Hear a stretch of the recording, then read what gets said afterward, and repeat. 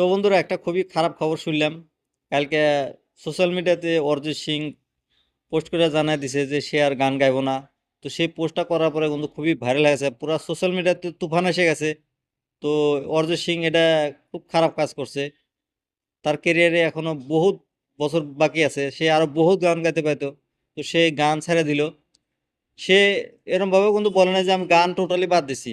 সে মুভিতে কাম করবো না, সে নিজে পার্সোনাল হিসাবে কাম করব, নিজে পার্সোনাল গান গাইবো, অ্যালবাম বেরাবো, এগুলো আমরা শুনতে পারবো, কিন্তু সে মুভিতে কোনো কাজ করবো না, সেটাই আর কি জানাই দিছে। তো সে খবরটা শোনার পরে আমার খুবই খারাপ লাগছে।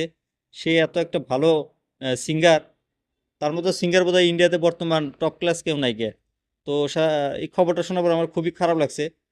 তো বর্তমান কিন্তু যেগুলো ইয়ং চ্যানেমার আছে তাদের মন কিন্তু খুবই ভেঙে গেছে, কালকে ভেঙে গেছে। কিছুদিন আগে জুবিনে কিন্তু মনটা ভাঙা হয়ে গেছে ব্যক্তির। তারপরে আবার অরিজিৎ সিং একটা ধাক্কা দিয়ে দিল, সে কারণে খুবই খারাপ লাগছে। তো আমরা তাকে দেখতে পাবো অন্য অবতারে, যেরকম ডাইরেক্টর হিসাবে দেখতে পাবো। সে কিছুদিন পরে নওয়াজুদ্দিন সিদ্দিকীর বেটির সাথে একটা মুভি বানাবো, তো সেই মুভিতে সে ডাইরেক্টর থাকবো।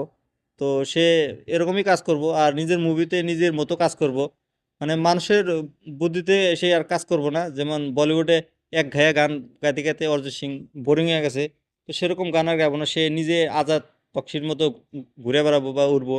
তার সাধারণ জীবন যেরকম সেরকমভাবে সে থাকবো।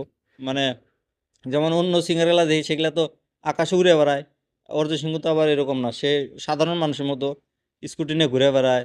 মানে একদম সাধারণ সিম্পল ইনসান যেরকম হয় ওরকম টাইপের সে।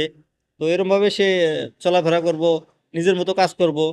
তো সে একটা অসাধারণ ডিরেক্টর। তার ফার্স্ট গান ছিল বোধহয় বলিউডে ওই যে মার্ডার টু মুভির গান। তো তারপর থেকে সে একটা ফেমাস সিঙ্গার হয়ে উঠলো। খুবই খারাপ লাগছে রিটায়ারমেন্ট নেওয়ার পরে। তো বাকি তোমরা খবরটা শুনছো না না জানি না, খবরটা পাইলে গেলে আমাকে কমেন্ট করে জানিয়ে দিও। আর তোমাদের মন ভাঙছে না না সেটা তোমরা কমেন্ট করে জানিয়ে দিও।